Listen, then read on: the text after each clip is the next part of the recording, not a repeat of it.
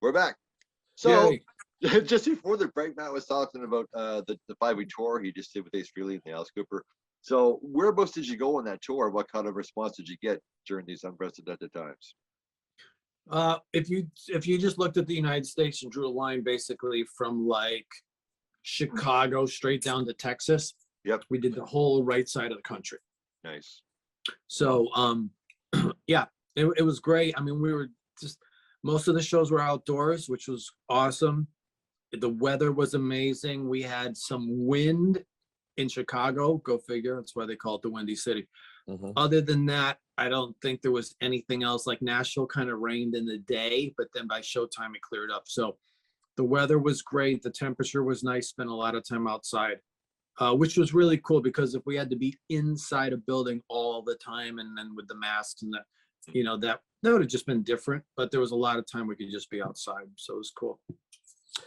So that drum kit that you put together for the tour, and I know you on Instagram, you had you were giving updates of it, being constructed and how it was being put together, and to do a pitch for you, you're currently selling drum heads and sticks and all that stuff. But that is that a one and done, or is that something, that kit you're going to continue to use? It looked really cool, sounded great. Obviously, you put a lot of time and effort and care into putting it together. Is it something you're going to continue using? Yeah, I'll see. I mean, usually with Ace, we don't use our own gear. We're doing fly dates, which for people that don't know what that is, you just fly into an area or region, whatever, and you do, maybe 2 or 3 or, 10 shows, and then you go home, but you're not showing up with all your equipment. It's all rented backline. So I never know what I'm going to get. This tour, we brought our stuff, which is why I had the gong too, which was awesome. So we'll see. I mean, I wanted to do something that in the design, if you were a Kiss fan, you'd recognize it as, wow, that looks like Ace's costume from Hotter Than Hell. And if you didn't know what it was, you'd just say, oh, that's cool. I didn't want to make it like too inside. So I think it looks cool. It looks kind of like an old 40s kit, in a way, which I like. And it's just literally a vinyl wrap. It's like a big sticker. Yep. So I can take that off at any time if I want to go back to my just basic black. So yeah, we'll see. We'll just see what's next. Well, and the other thing I'll point out, we're going to get drum geeky here for a second, but you're a bit of a throwback in terms of how you set up your cymbals. And a while back, I don't remember who it was, but somebody had made the comment about how high your ride cymbal was and they couldn't see you. And you said that's where you like to play it. Most guys like to play it, a little flatter. Obviously, it's a comfort thing. But what do you just find just for your playing? It's just a better setup for you? And then a band Detective that was on Swan Song, Jimmy Page produced. Power Station, he did had a great, exciting career. So that was like a thing where that thing got really angled. But anytime I saw a picture, you couldn't see my face. Right. And so I don't think my face is that great. But if there's a photo of me, I don't want it to just be arms. So over the course of the Ace tour, we actually flattened it and leveled it. And it's not as fun to play, but visually, again, if there's going to be this great photo of the stage and Ace and everybody's rocking and my hands are up and then this big, beautiful 24-inch ride cymbals in my face, it's kind of not really ideal. So, but yeah, no, it was fun to play it like that. And it just, the different angles kind of made me, I don't like thinking when I'm on stage, but if something's a little different, then it helps me to focus. Sure. And that was always a thing because it was angled a little differently. So I moved my wrist around and I enjoyed playing it like that. It was good to make noise on too, because I don't just play the ride like Boston, I kind of crash it a little bit, but it's a fine line between having it sound kind of trashy and sounding like a big gong, Matt, can you give us a little bit of a highlight reel now for your career? I mean, I know this has been a pretty exciting time, things, Frehley, stuff like that, but just maybe give us, for the audience at home here, like what's been the pinnacle, I guess, or what's some of the highlights of your career? Well, I mean, there's been a lot. I've been fortunate to play with people who I grew up listening to. So really the first one was Kevin DuBrow from Quiet Riot. I used to play along to that Mental Health record. Love Frankie Vanelli's drumming. And, did some touring with Kevin on his solo record. And I think it was 2004. He was great, super supportive. And then playing with Ace, someone whose face I used to draw when I was 8, And, you know, just it's like these little things. And I do coaching and I tell people, it's like, man, if you pursue your dreams, like the goal, you'll reach the goals, but also these little nuggets of things that they're just for you, you know, like Yeah, for yeah. somebody else, they wouldn't. And that first show was in New York City with Ace. My parents were there. They brought half the town with them. You know, Anton Figueroa played on all Ace's solo records. He was David Letterman's drummer for the band. Yep. He was there just hanging out. Like to meet Anton, have him be there. Like all these like little things like that were just really super cool. Jolyn Turner, one of my favorite singers from Yeah, yeah. Rainbow. Yep. And I used to watch them on this MTV concert live from San Antonio. And then, you know, fast forward, I don't know, 30 years or whatever, I'm playing in San Antonio with Joe, playing most of those same songs. It's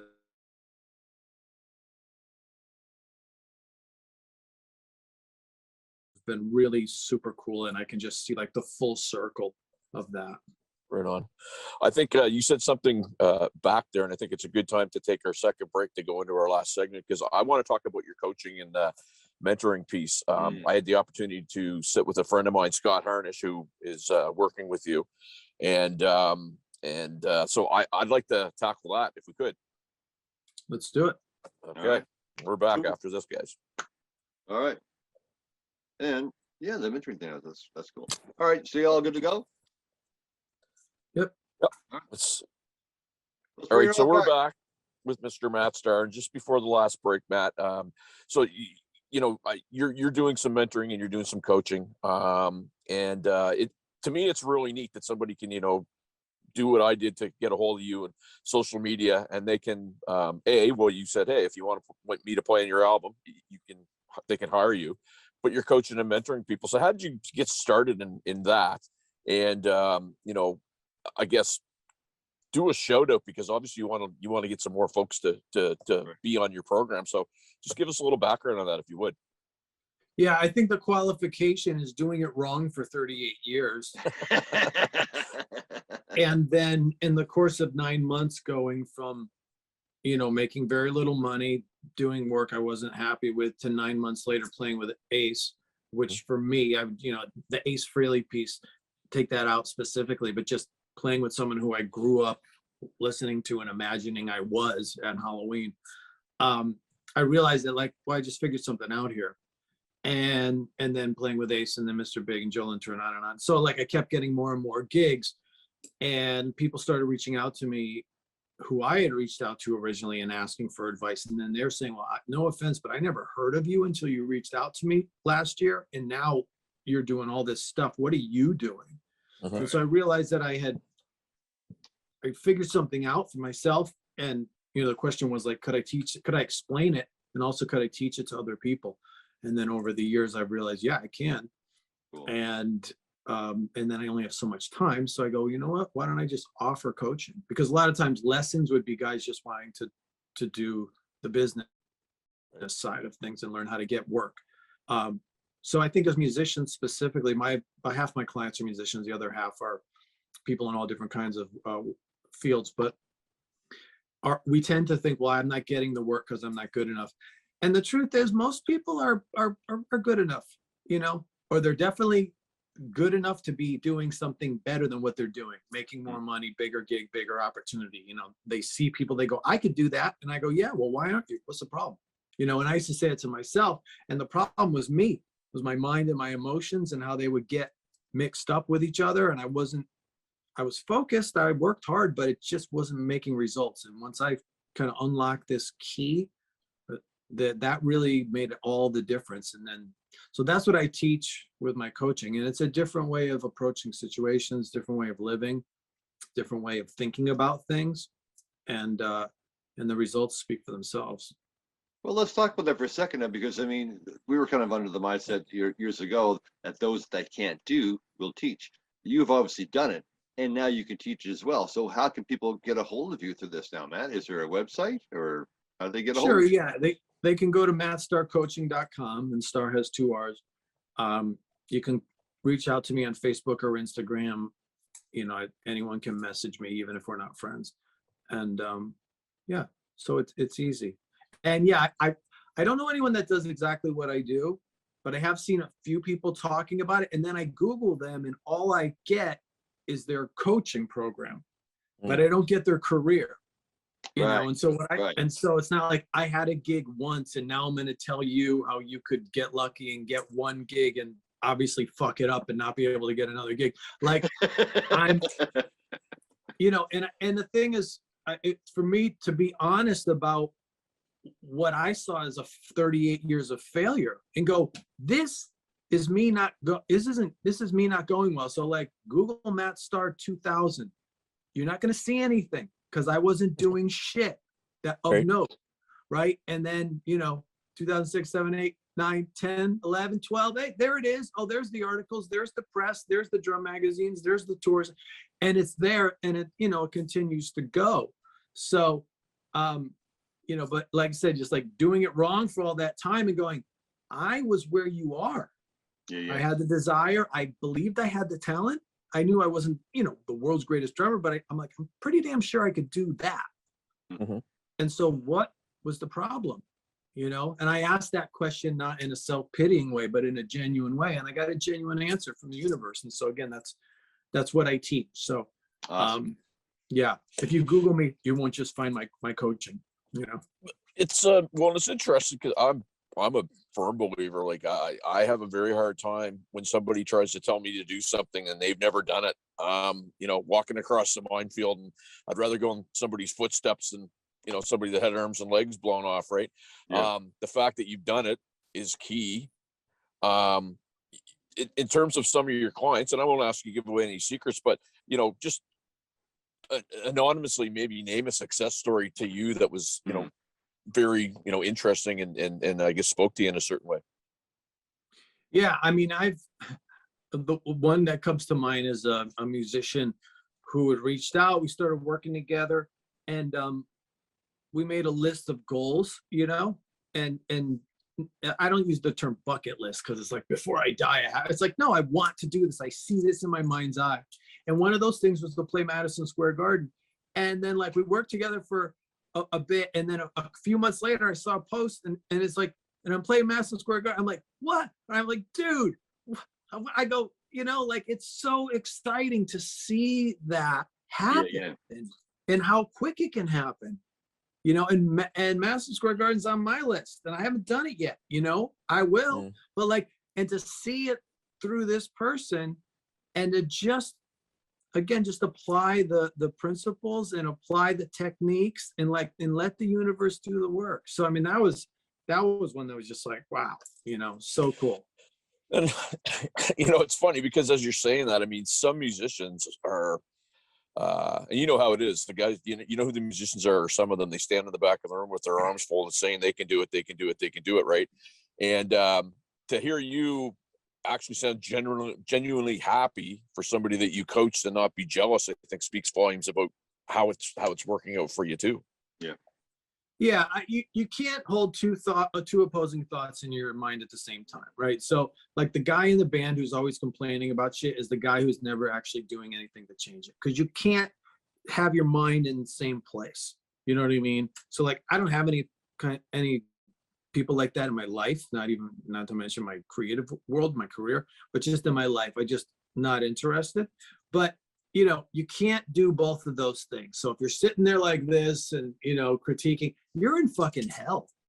You know, you're not happy. You know, and there's a quote, Stuart Copeland said this thing. He goes, you know, bands, he goes, in my experience with the Police, bands that were on their way up talked about music that they liked.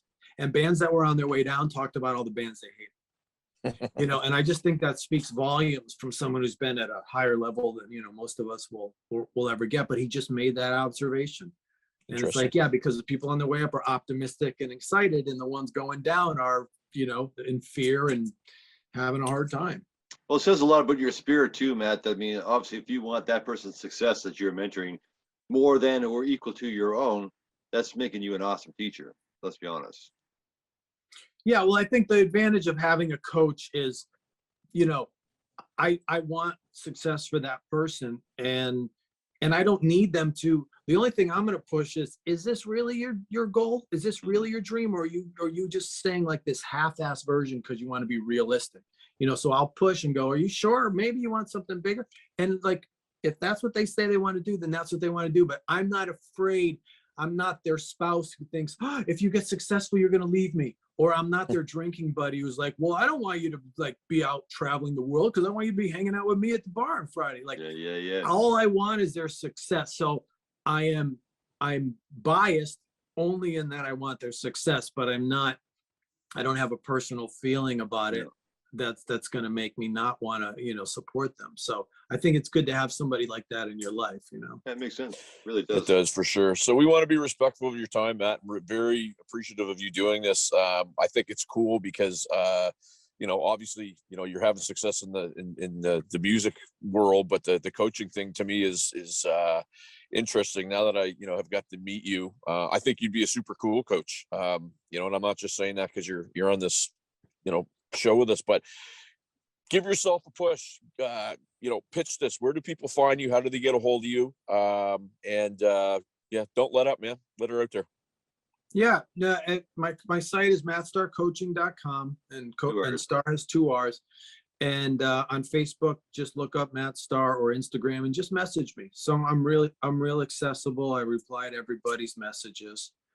And I can vouch for that. yeah. And if someone's serious about, actually doing something, then I'd encourage them to reach out. If you want the secret, what's the silver bullet? What's the one thing I can do and then all my dreams will come true? I would say the first thing is to let go of that idea. If you're really in it for the long haul and you're a lifer and you're going to do it and you just need to figure out how, I can work with that. If you're looking for like the one phone call or the one thing that's going to blow me up and make me afraid, that's fantasy shit. Just keep it. Don't worry about it. Man, we Right appreciate on. your time, man. Like, seriously, like to me, and you're not the first guy that we've talked to who's kind of been this mentor, almost motivational speaker type of situation, because it's so cool for Sean and I, and we've talked about this 1,000 times, when we meet people who are heroes of ours and they're not assholes. You know what I mean? That's important, A. But B, Right.